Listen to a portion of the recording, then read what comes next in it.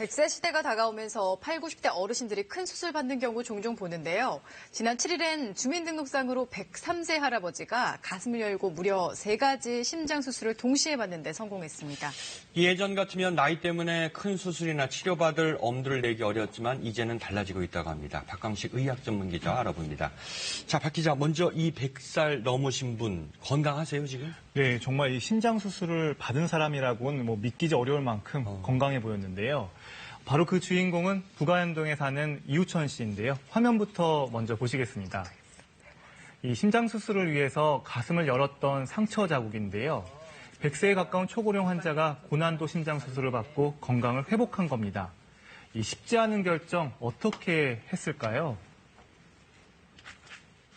그건 대장부가 가슴 연다는 데까지 이게 문제겠어요? 가족들 걱정이 많았죠. 사경에 이르렀던 게,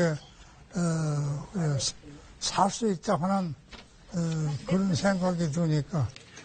이 씨는 주민등록상 나이가 1913년 3월생으로 올해 만 103세입니다. 하지만 이 씨는 또 3년 전에 이 몹시 숨이 찬 증상으로 병원을 찾긴 했습니다.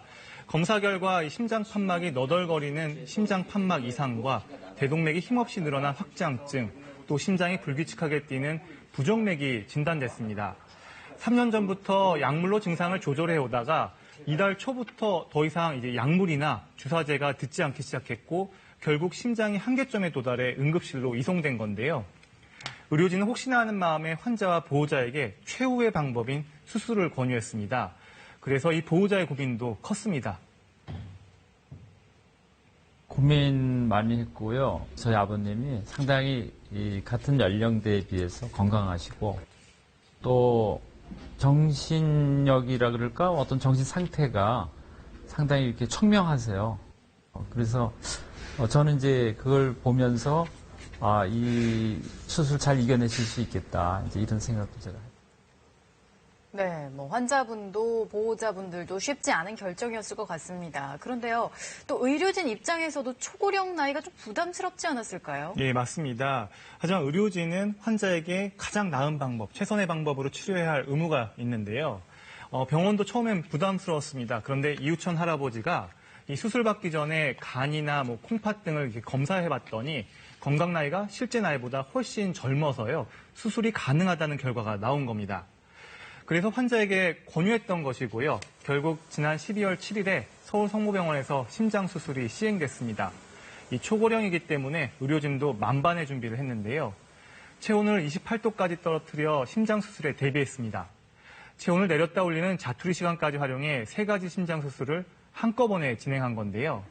먼저 이 씨의 낡은 심장 판막을 대신해 새 판막 이식을 했고 늘어나서 약해진 대동맥을 보강하고 부정맥까지 치료했습니다. 대여섯 시간 걸릴 걸 단 4시간 만에 끝냈는데 초고령 환자의 체력 소모를 최소화한 겁니다. 하지만 의료진은 이번 수술의 성공 비결은 무엇보다도 환자의 평소 체력이 뒷받침된 결과라고 말합니다. 보통 질병들을 많이 이렇게 오랫동안 수술적 치료 없이 끌어오시면 이제 심신이 다 지치고 망가진 상태로 오시는데 솔직히 말씀드리면 이제 환자분이 수술 전에 건강 상태가 그렇게 나쁘지 않았다라는 게 가장 첫 번째 이유라고 생각됩니다.